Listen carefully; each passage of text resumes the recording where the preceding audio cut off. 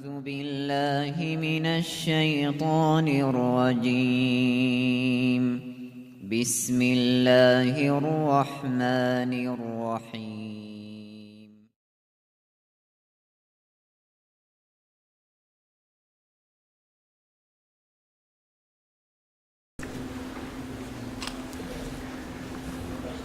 بسم الله الرحمن الرحيم. الحمد لله رب العالمين، والصلاة والسلام على رسول الله محمد بن عبد الله صلى الله عليه وسلم، وأشهد أن لا إله إلا الله وحده لا شريك له، وأشهد أن سيدنا محمدا عبد الله ورسوله.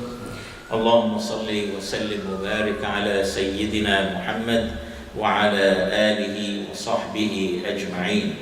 Praise be to Allah, the Creator of mankind, and peace and blessings on our beloved Rasul Muhammad sallallahu alaihi wasallam. Peace be upon him.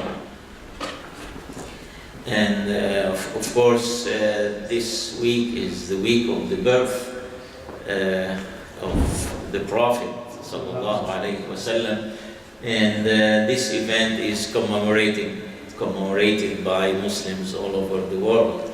So this here, one of his companions, his Sahaba, that we will try to explore his journey and his dialogue and communication with Al-Najashi. Before that, I'd like to thank Brother Ismail for his introduction. But right now, just give you the situation. I traveled 3 days to Toledo and stay here 4 days, except for this week. That was the only week. I've been doing that for 2 months, except this week, where I decided to take the week off, and especially I'm planning for vacation for 2 weeks starting Monday. And after that, I will resume going to Toledo 3 days and 4 days here until the summer. And this is where the summer will be the time to start moving. So probably I will be able to catch up with you here one Saturday at least toward at the time, sometime in May. But anyway, let's go to Ja'far. And Ja'far radiallahu ta'ala anhu, as you know, he's a well-known Sahabi. And you know, where we say that the West is the one who started the activities of dialogue, while people say that, I would say that it is the Muslims who started the activities of dialogue. And this is the first dialogue really that took place between a Muslim and a Christian, and not just an ordinary Christian, but a king. And the king was so devoted to Christianity. So let's see.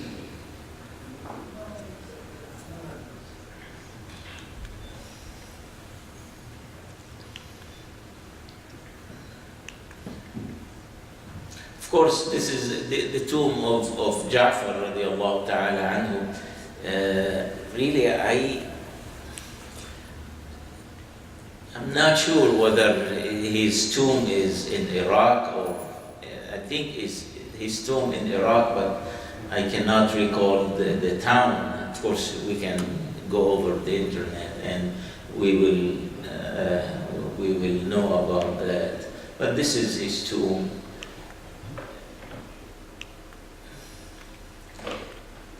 Well, this is the magic here. What happened? Should we aim it at somewhere or? Oops.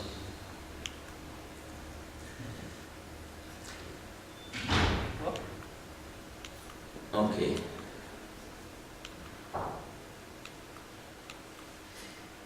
This is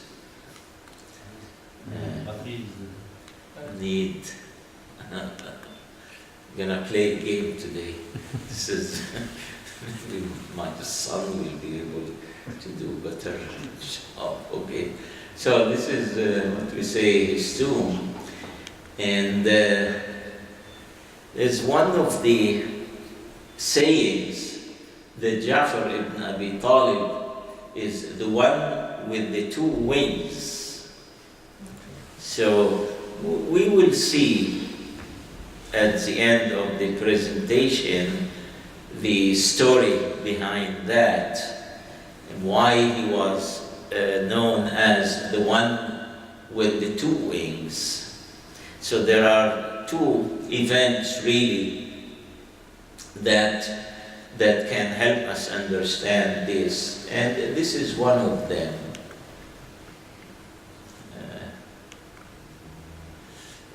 Can we switch off this light here? Okay. The first one here, it is said that Ja'far or Abu Talib, of course we know that Ja'far is the son of Abu Talib, and Abu Talib was looking for a Rasul sallallahu alayhi wa sallam, and he walked with his son Ja'far, and at that time he was 20 years old, and both they were searching for the Prophet Muhammad, peace be upon him, and they found him praying at Al-Batha with Ali ibn Abi Talib praying on his right. So Abu Talib said to Ja'far, join your cousin's wing, namely stand on his left hand, for Ali has stood on his right hand. The bird can't fly but with two wings, and since then Ja'far's name has appeared in the bright history of Islam.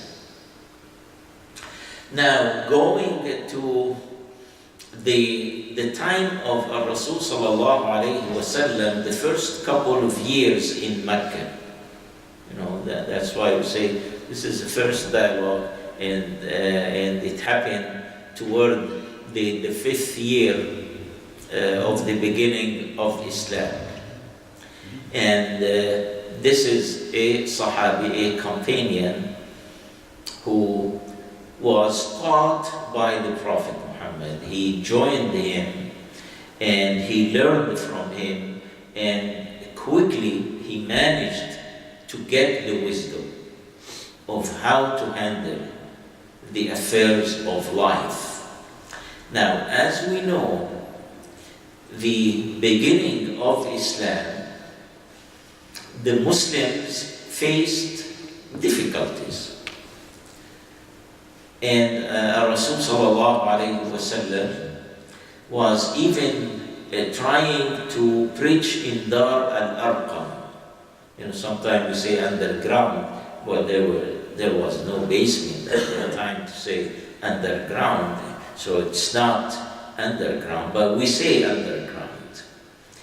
But it was in Dar al-Arqam, it was a secret place that only certain Muslims who would join Rasul sallallahu alayhi wa sallam and learn from him. Ja'far was one of them. But with the increase of hostility against Muslims, Rasul sallallahu alayhi wa sallam instructed Muslims, or a group of Muslims, to go to Abyssinia. And we all know about that. The first hijrah was to Abyssinia, and the second hijrah was to Abyssinia. And the first time, approximately like 10 people joined together and they went to Al-Habasha. Now, in the words of Rasul sallallahu alayhi wa sallam, that Al-Habasha fiha malikun لا يظلم عنده أحد. No, so there is a just king. That's it. Now, compare with, this is the king who is not a Muslim, and here is Abu Talib who is not a Muslim. And both of them enjoyed special privileges in the history of Islam. That Rasul sallallahu alayhi wasallam loved his uncle Abu Talib so much that at the time of his death, he would say to him, قُلْهَا يَا عَمَّهِ. He said, my uncle, say the shahada. Just say one word that I can intercede on the day of judgment for you. But his uncle never accepted Islam according to many authentic narrations. And of course, Rasul sallallahu alayhi wasallam received the revelation that إِنَّكَ لَا تَهْدِي مَنْ أَحْبَبْتَ. Sometimes you love the person. That's what we say. And he was so loved by Rasul sallallahu alayhi wasallam, and he was not a Muslim. And Allah said to him that you may not be able to give hidayah to someone whom you love. But who will give hidayah? It is Allah. And the second person was An-Najashi. And here is the Prophet is saying, this is a just man. This is a just ruler. You can go there. And it means he is giving the Sahaba the assurance that they will be treated well, much better than the Meccans. So here are two groups, two non-Muslim groups. One is saying, those are just, one is saying, run away from their oppression. This is just for us to understand that the issue of non-Muslims is not like a clear cut that says you hate them and nothing else. On the contrary, we have to distinguish between the theology of Islam, of how Islam look at non-Muslims, and the social life that Muslims need to engage with non-Muslims. So, here is the first hijrah that took place. 2 years, the couple, approximately 10 people came back. And then the second hijrah, there were about 80 people, approximately, of course. And Rasul sallallahu alayhi wa sallam gave the leadership to Ja'far to head the group and to go to Abyssinia. So the group of Muhajirin left Mecca under the leadership of Ja'far and settled down in Abyssinia under the protection of the Negus, or An-Najashi as he is known. It's just and righteous ruler. Now, who learned about the departure of this group of Muslims? Of course, the Meccans. The Meccans learned about that, and what they did, they sent Amr ibn al-As. Of course, Amr ibn al-As later became a Muslim, as we know, and Umara ibn al-Walid with gifts. Gifts sometimes play magic. We need to know that.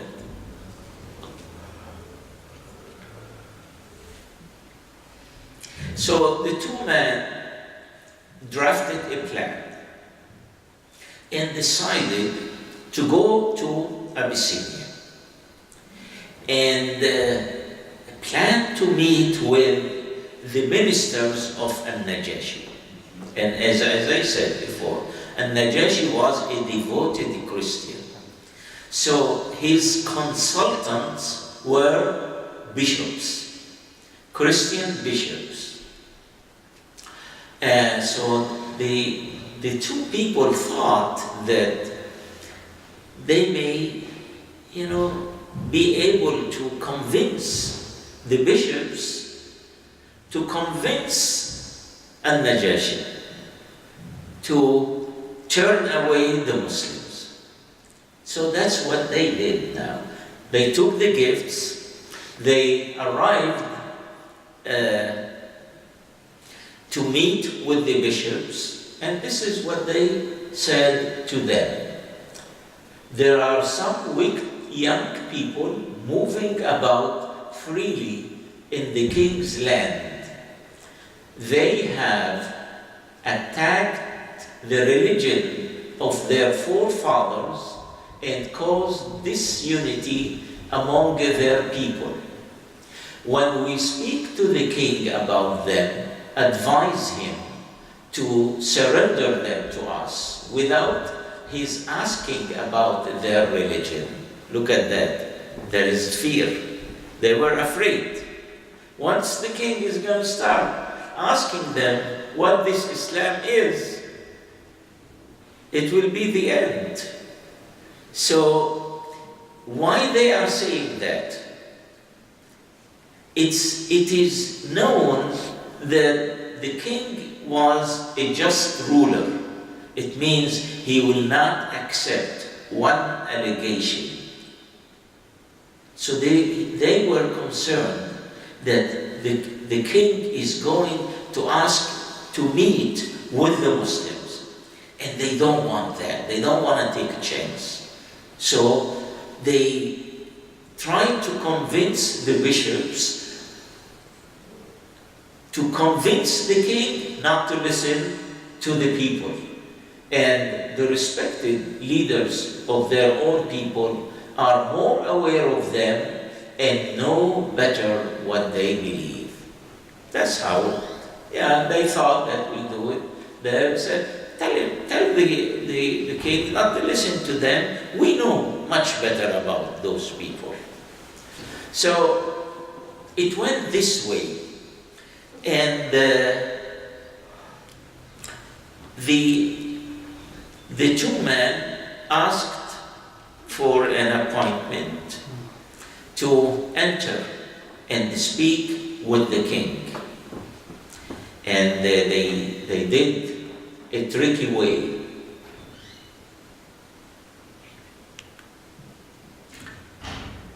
When they entered,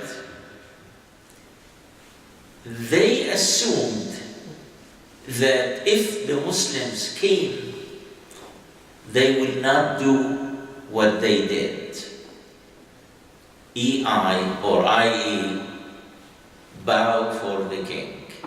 So when they entered the palace, they immediately head toward the king and they bowed to him. And then they asked for a permission to speak. And this is what they said.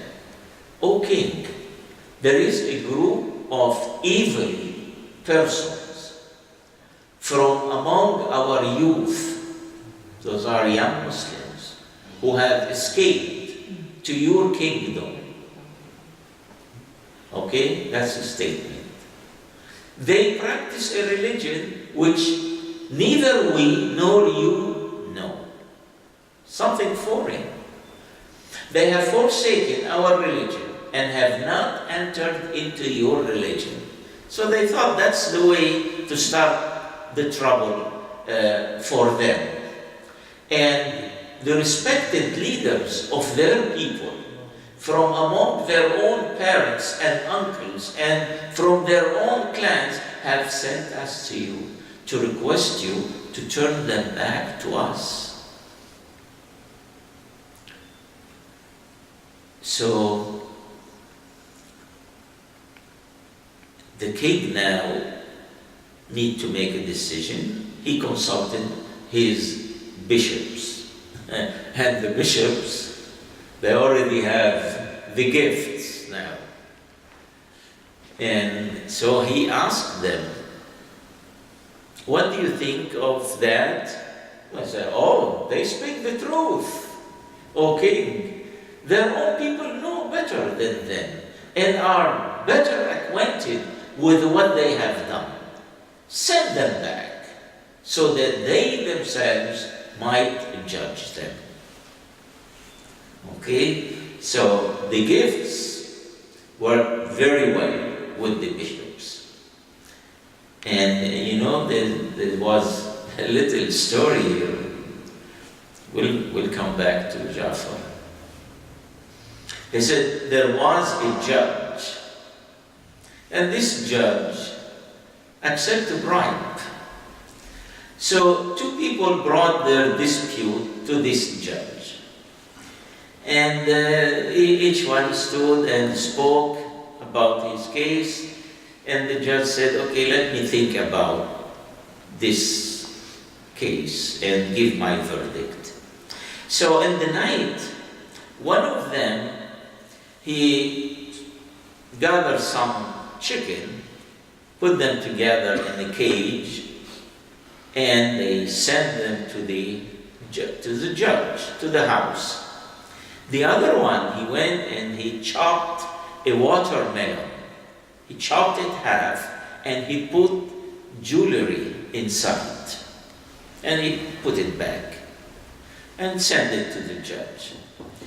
So the judge, he looked in the evening, chicken and watermelon. So these chickens seem to be very well prepared. So he said, okay, cook them for me. So they cooked the chicken for him. He was so happy. Said, I think the one with the chicken, his case well to be taken seriously. But then he said, well, let me take some dessert here. Bring me the watermelon. I know watermelon is nothing. So they brought him the watermelon and they opened it. When he opened it, he found jewelry. I'm so impressed by the verdict of this man, by his allegation. So next day, he gave his verdict in favor of the one who gave the watermelon.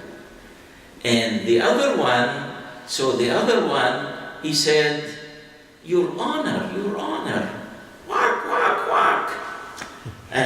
He wants to remind him of the chicken. And then he said to him, he said, well, what should I do?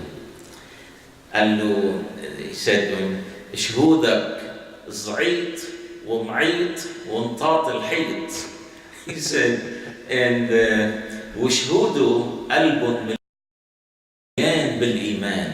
So he said, your witnesses, nothing but whack and weak and jump on the wall.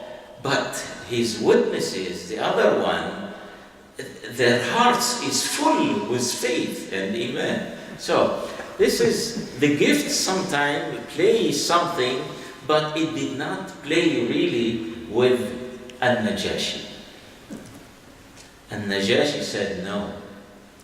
By Allah, I would not surrender them to anyone until I myself call them and question them about what they have been accused. If what these two men have said is true, then I will hand them over to you. If, however, it is not so, then I shall protect them so long as they desire to remain under my protection. So Al-Najashi wanted to hear them.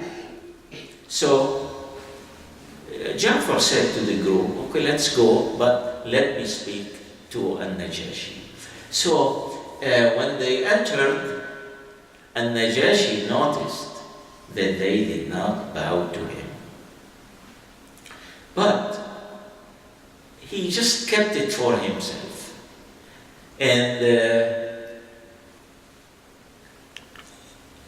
he said to them, what is this religion which you have introduced for yourself and which has served to cut you off from the religion of your people?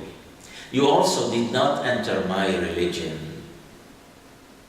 nor the religion of any other community.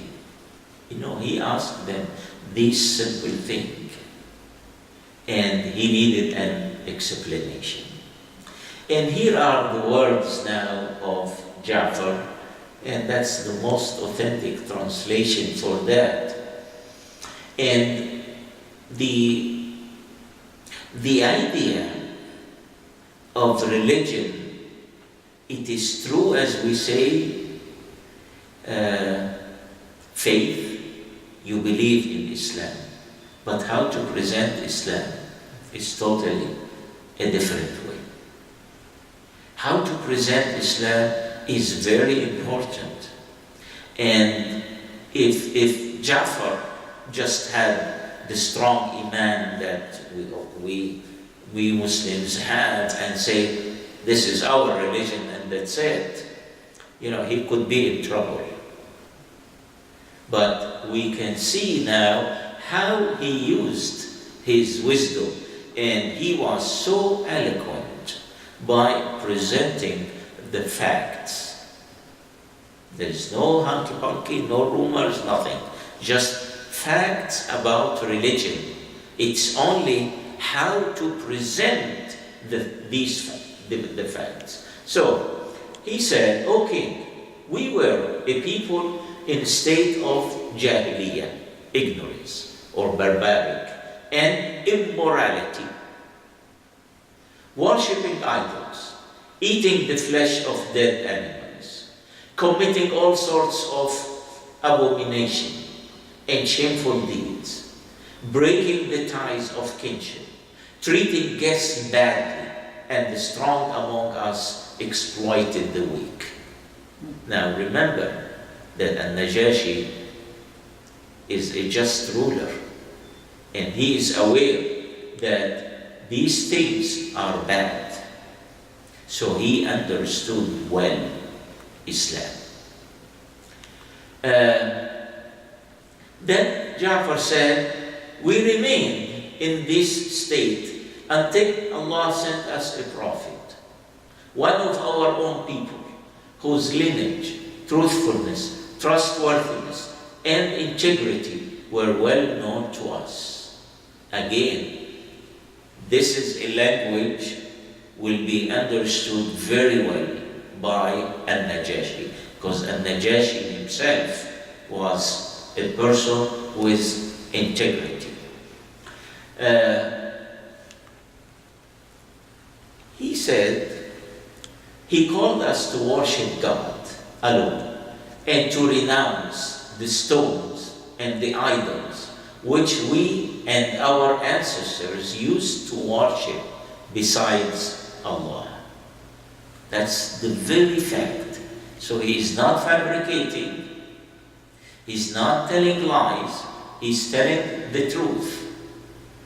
And the truth is that instead of worshipping idols, believing that the idols would bring us closer to Allah, this man, he asked us to worship Allah without going to idols. So it means remove the idols and worship Allah, the Creator. He commanded us to speak the truth, to honor our promises, to be kind to our relations, to be helpful to our neighbors, to cease all forbidden arts. That has something to do with the idols, making idols and worshiping them, to abstain from bloodshed. And this is, you can say that Islam in the 6 years prohibited revenge, no bloodshed, to avoid obscenities and false witness, not to appropriate an orphan's property, nor slander chaste women. Imagine these things in the beginning of Islam, and talking about women and talking about orphans, and talking about revenge, rejecting revenge, talking about avoiding bloodshed, and all these things. Is this our religion? I tell you, we Muslims sometimes, we take it for granted. And we say, our religion is the best. What is the best? What? We need to speak. And when we do not speak, it means we are afraid to speak. Why we are afraid to speak? Because we are afraid to contradict ourselves. And if you look at the world of Islam today, and you look at these things, that just the 5th or 6th years of the Hijrah, and you find that Rasul sallallahu alayhi wa sallam was trying to maintain these things in the hearts and minds of the Muslims. And how Muslims took it for granted that their religion is great, and they abandoned these teachings. So for us Muslims, we need to renew these teachings in our minds and keep them very well preserved in our hearts, so that we can introduce Islam and its originality again to non-Muslims. So, back to again, he ordered us to worship God alone and not to associate anything with Him, to uphold the prayer and be charitable. Listen, notice this language, prayer charitable, which Al-Najashi was very well aware of that, and he himself used to practice that. We believed in him and what he brought to us from Allah, and we follow him in what he has asked us to do, and we keep away from what he forbade us from doing.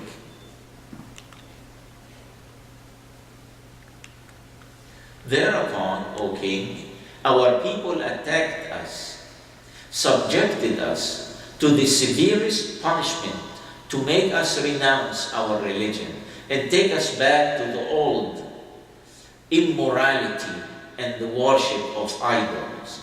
They opposed us, made life intolerable for us, and obstructed us from observing our religion. So we left for your country, choosing you before anyone else, desiring your protection and hoping to live in justice and in peace in your land. Look at that. Justice and peace. Language of peace is not strange to Islam. From the very beginning, the Rasul sallallahu alayhi wa sallam preached peace to people.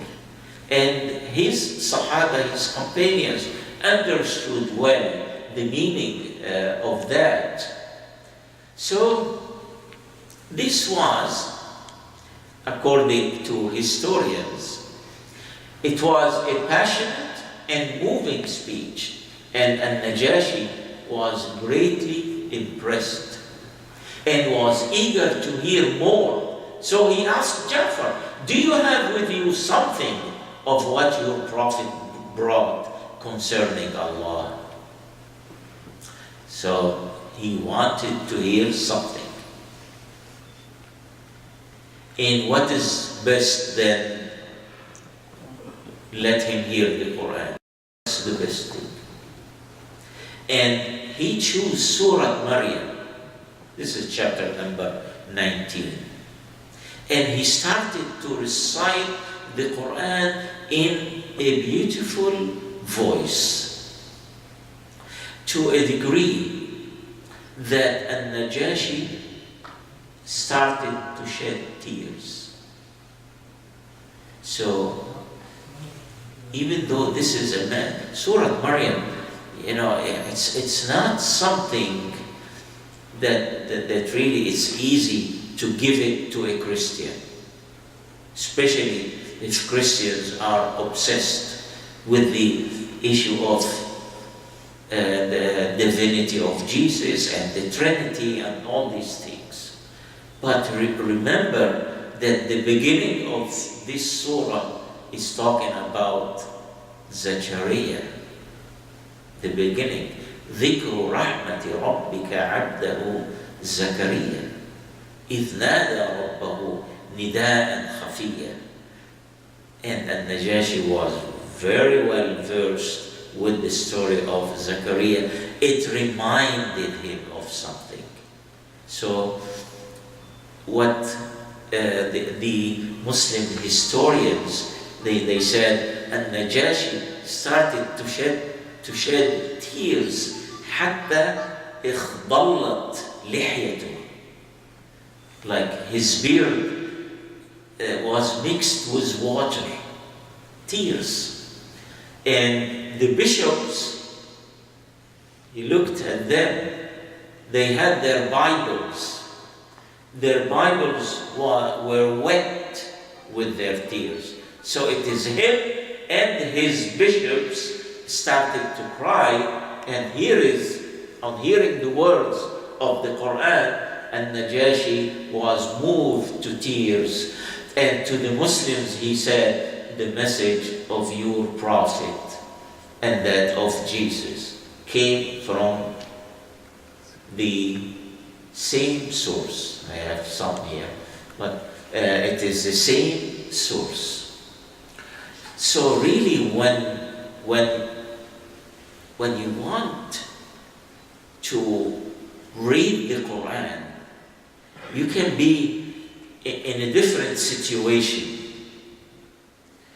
And our problem when we bring ayat that has no relation to the people whom we are talking with, and then they don't understand what's going on. So they said, in Muslim countries, the people at the cemeteries, people go to the cemeteries, and there are Quran reciters, they stay at the cemetery, and people, ask them to read Quran for their loved one, and they give them some money.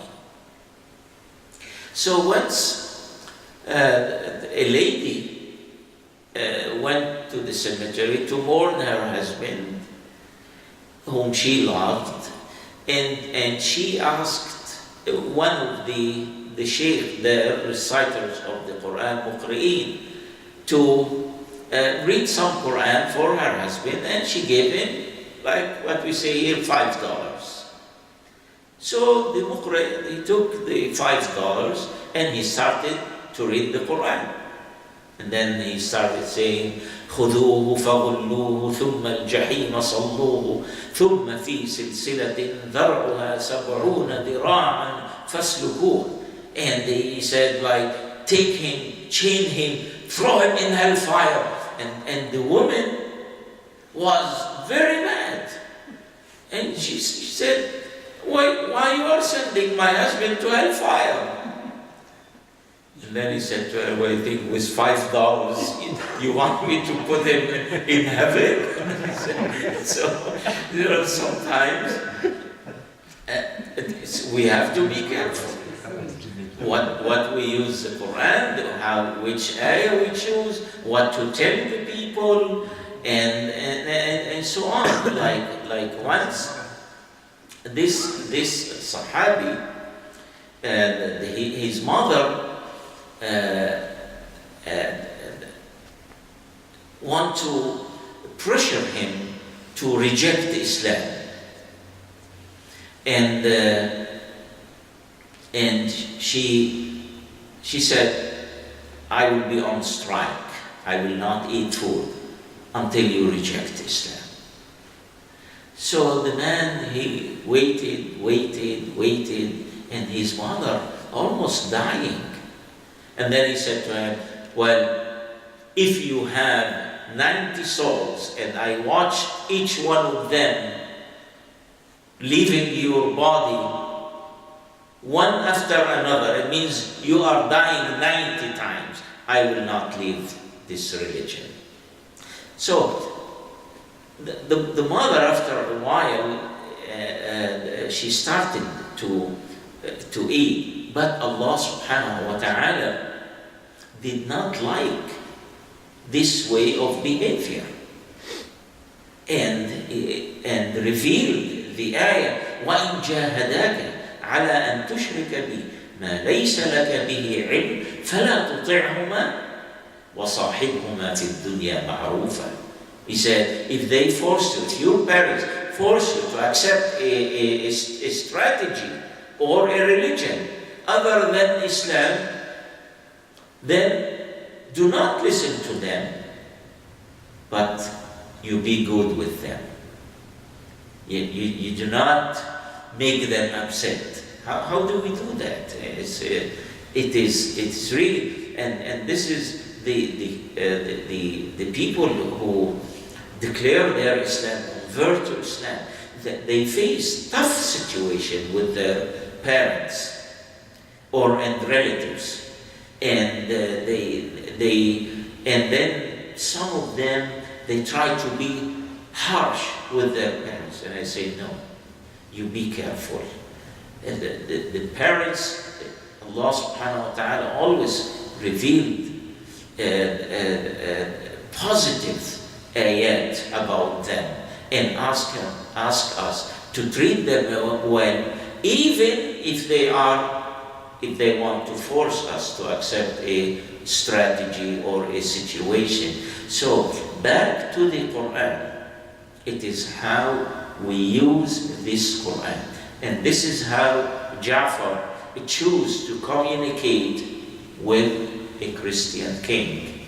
And how the Christian king was so impressed by the way that Ja'far behaved. And even he kind of questioned them why he did not bow. And then Ja'far again explained to him that bowing is something that the Prophet Muhammad asked us, sallallahu alaihi wasallam, not to do. And the king, because he was a devoted Christian and he understood well this sentence, he was also impressed by the answer. And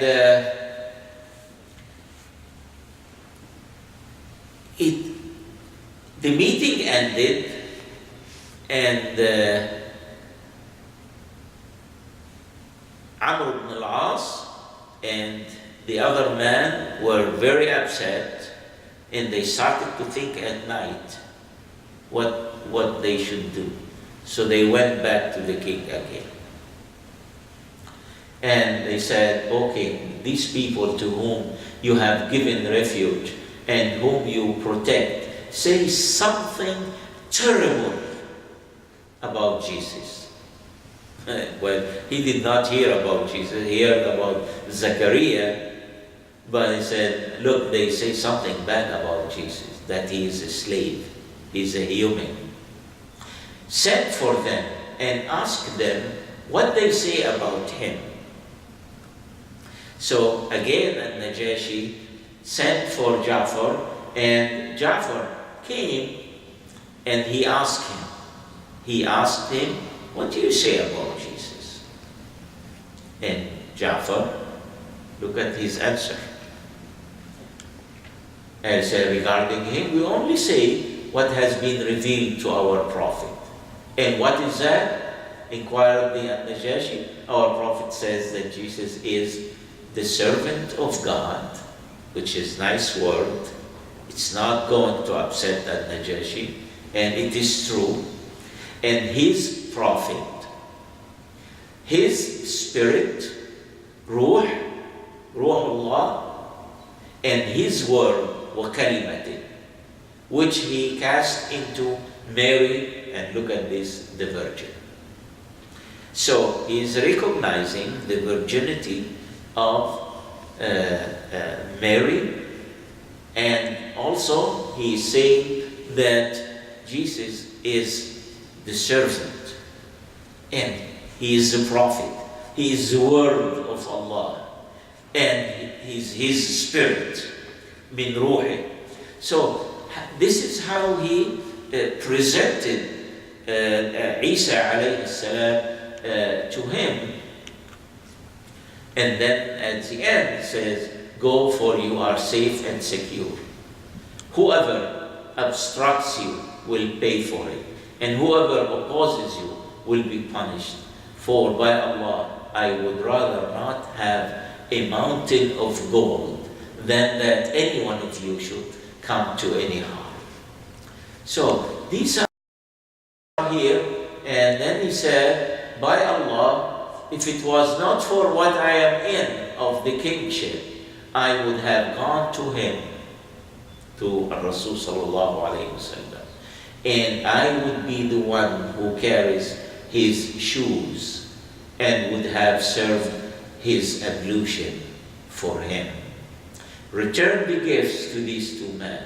I have no need of them. That was the end. And this is back now to Ja'far. This is where we said the man with the two wings. Ja'far was sent later by Rasul sallallahu alayhi wasallam to participate in the battle of Mu'tah, and he was given the banner. He was holding the banner with his hand. And in this battle, the Muslims were outnumbered by the enemy. And the enemy, they targeted Ja'far because he was holding the banner. And in their mind that if we manage to drop the banner, the rest of the army will give up. So they targeted Ja'far, and one of them managed to hit Ja'far on his right hand and cut his right hand. He was holding the banner with his right hand, so he cut his hand and he moved the banner to his left hand. And then again they charged against him and they cut his left hand. And while falling on the ground, he managed to hold the banner with his arm, cut arm, without hands, but with arms. He held the banner until he died. And this is what he said. Allah compensated me before his death. He said, Allah compensated me instead of my hands with two wings. I will be flying with them, with Jibreel and Mikael, in the paradise and eating from its fruits, from the Jannah, fruits of the Jannah. So, this is the saying by Imam Ali, live in this world as a traveler and leave behind you every sweet memory. Indeed, we are guests here, and every guest must soon leave. And of course, this picture I took it from the internet, but as you see here, alayhi salam. Of course, this is made by someone who is a Shia, of course. And of course, Ja'far is well known for the Shia community, and it seems that the people, Ahlul Sunnah, we do not talk much about Ja'far because he is a hero, and the Shia, they hold him as a hero, but it does not mean that we do not hold him as a hero, because Ja'far is nothing but a great Sahabi. It is for us, it is for all Muslims.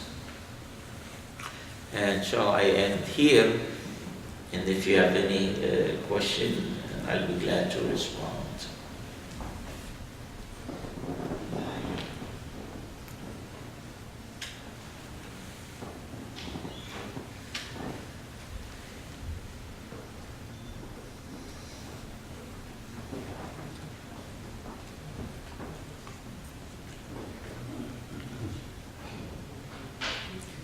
Questions, comments? Yes. Is there a particular reason you picked Jafar ibn Talib? Not really. You have to do something.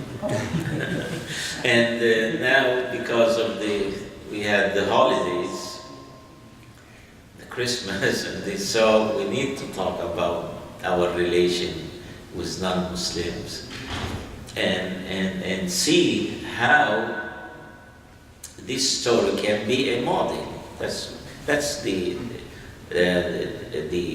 point that we need to make, that we have a model. And as I said at the beginning, I said the West claimed that they invented dialogue, and you find it in Islam. First by Jafar, second by Rasul sallallahu alayhi wasallam, when he migrated and he had a meeting with the Christians and Jews, and he dialogued with them. And after that, the ayah was revealed. قُلْ يَا أَهْلَ الْكِتَابِ تَعَالَوْا إِلَى كَلِمَةٍ سَوَاءٍ بَيْنَنَا وَبَيْنَكُمْ. Say to the people of the book, come to a common term. Okay? So, as Muslims, we live in the West, and we live in America, and we are American Muslims, surrounded by non-Muslims. So we need to really learn the art of how we communicate, how to communicate with non-Muslims, especially when we talk about our religion. Today, what non-Muslims know about us, what they know that we are bad people. And I think recently there was a program presented by this Dr. Phil. I don't know if you see it. And we see how the mother refused to recognize her daughter. Her daughter accepted Islam. The mother, she doesn't want to acknowledge her Islam, and she's afraid that her daughter will turn into a terrorist. Simply. So we do have this bad reputation, and we need to speak about that.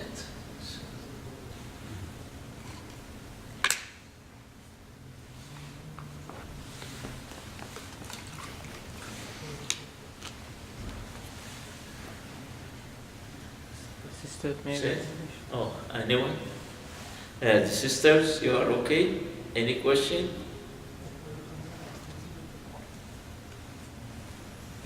They're okay. Time to end.